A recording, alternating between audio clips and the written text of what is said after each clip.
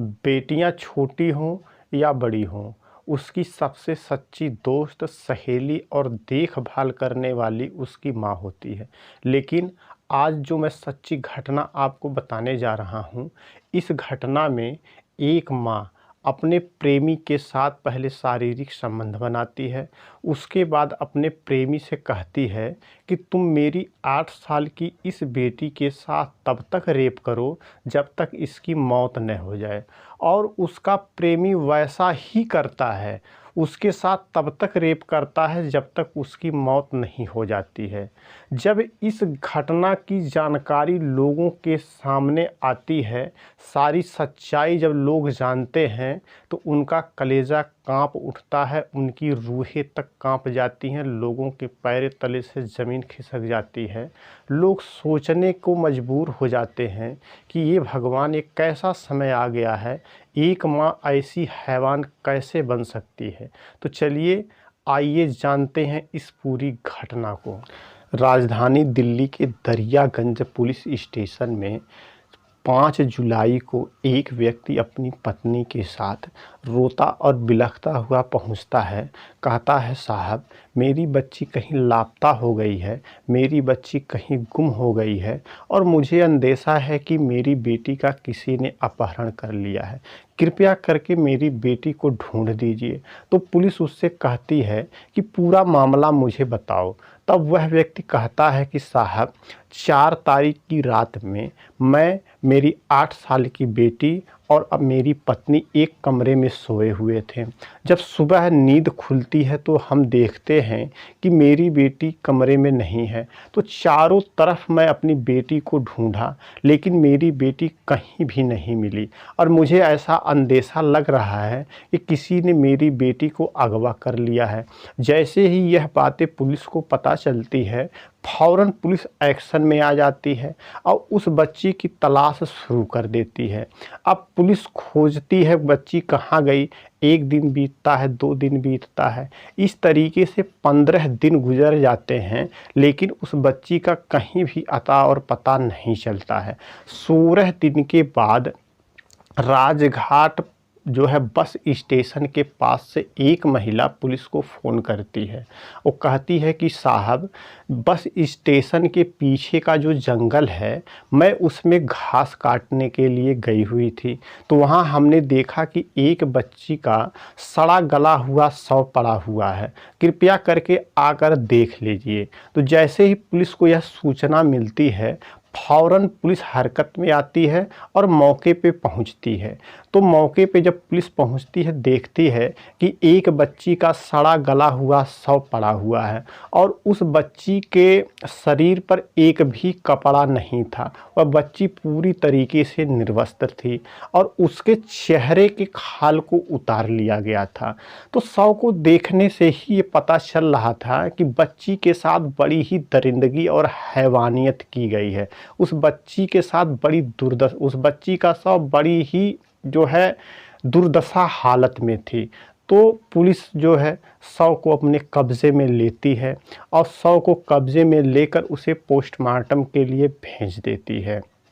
और उसके बाद पुलिस जो है जांच शुरू कर देती है। अब पुलिस अपनी जांच में 200 सीसीटीवी कैमरे की फुटेज को निकलवाती है आसपास के, और उसमें देखती है कि एक व्यक्ति सस्पेक्ट नज़र आ रहा है। तो पुलिस उसके फ़ोटो को निकाल लेती है और उसको चारों तरफ सर्कुलेट कर देती है कि पता करो ये व्यक्ति कौन है। जब पुलिस तलाश करती है तो एक व्यक्ति को जब वह फ़ोटो दिखाकर पूछती है कि इसको आप जानते हैं, तो वह व्यक्ति कहता है कि अरे साहब, यह तो रिजवान कसाई है, ये पीछे जो है मार्केट में मांस का धंधा करता है, वहाँ इसकी दुकान है। तो पुलिस तुरंत जो है उसकी दुकान पर पहुंचती है और उसको जो है अरेस्ट कर लेती है। और पकड़कर जब पुलिस उससे पूछताछ करती है, फ़ोटो दिखाती है, कहती है कि ये बताओ तुम उस दिन बस स्टेशन पे क्या करने के लिए गए थे, तुम्हारा क्या काम था वहाँ, और उस बोरे में तुम क्या लिए थे। तो वह व्यक्ति घबरा जाता है और कहता है कि साहब, उस बच्ची का मर्डर मैंने ही किया है और मर्डर करने के पहले मैंने उसके साथ रेप भी किया था और लाश की पहचान न हो पाए इसलिए हमने उसके चेहरे की खाल को उतार लिया था। अब पुलिस कहती है पूरी घटना मुझे बताओ, तुमने उस बच्ची का कत्ल क्यों किया। तो कहता है कि साहब, उस बच्ची का मर्डर मैंने उसकी माँ के कहने पर ही किया है। तो पुलिस चौंक जाती है, कहती है उसकी माँ के कहने पे क्यों तुमने कत्ल किया। तो वह कहता है कि साहब, मैं यहाँ से शाम को प्रतिदिन खादर इलाके में नशा करने के लिए जाता हूँ, वहाँ जाकर मैं शराब पीता हूँ। तो वहाँ एक दिन जो है एक महिला नेहा नाम की आती है। अब मेरी नज़रें जब उससे मिलती है तो हम दोनों के बीच में प्रेम हो जाता है। तो मैंने उसका फ़ोन नंबर ले लिया और फ़ोन पे हमारी बातें और चैटिंग शुरू हो जाती है। तो इस तरीके से जब भी मैं वहाँ शराब पीने जाता था तो शराब पीने के बाद मैं उसके घर रात में चला जाता था और वह महिला अपने पति को छोड़कर मेरे पास चली आती थी और हम दोनों जो है संबंध बनाते थे। तो इसी तरीके से 4 तारीख की रात में जब मैं शराब पीकर उस महिला के घर पहुंचा तो वह महिला अपनी बेटी और अपने जो है पति को छोड़कर कमरे से बाहर आ गई और हम दोनों उसी के बाहर वाले कमरे में शारीरिक संबंध बना रहे थे कि अचानक तभी उसकी बेटी सोकर उठती है और इसी कमरे में चली आती है। हम दोनों को वह आपत्तिजनक हालत में देख लेती है। तो उसकी जो माँ है वो डर जाती है, कहती है कि एक काम करो, इस बच्ची को जो है तुम ठिकाने लगा दो, नहीं तो यह मेरे पति को सारी बातें बता देगी तो मैं कहीं की नहीं रहूँगी, मेरी इज्जत चली जाएगी। फ़ौरन उस बच्ची को पकड़कर हम दोनों ने उसके मुंह को दबा दिया और दबाने के बाद मैं उसको लेकर बाहर चला गया और बाहर ले जाकर मैं सबसे पहले उसके साथ रेप किया। उसके बाद उसका गला काट कर उसके चेहरे की खाल को उतार लिया जिससे इसकी पहचान ना हो पावे। जब पुलिस को सारी बात पता चल जाती है तो पुलिस उस महिला के घर जाती है।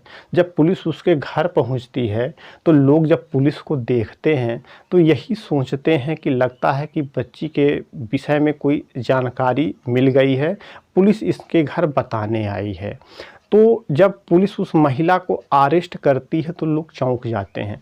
तो पुलिस सारी घटना लोगों को बताती है और उसके पति को बताती है कि किस तरीके से इस हैवान माँ ने अपनी हवस की संतुष्टि के लिए अपनी बेटी का बलिदान दे दिया। इसी के कहने से जो है इसके यार ने इस लड़की की हत्या कर दिया। पुलिस उस महिला को अरेस्ट करती है और दोनों को जेल भेज देती है। लेकिन जब ये सारी सच्चाई लोगों को पता चलती है कि लोगों का कलेजा फट जाता है, लोग सोचने को मजबूर हो जाते हैं कि कैसा समय आ गया है कि एक माँ अपनी बेटी के साथ इतनी दरिंदगी तक कर सकती है। अब इस मामले में पुलिस दोनों को अरेस्ट करके जेल भेजी है। 376 और 302 के तहत मामला बनेगा जिसमें दोनों को ताउम्र कैद की सज़ा और मृत्युदंड तक की सज़ा मिल सकती है।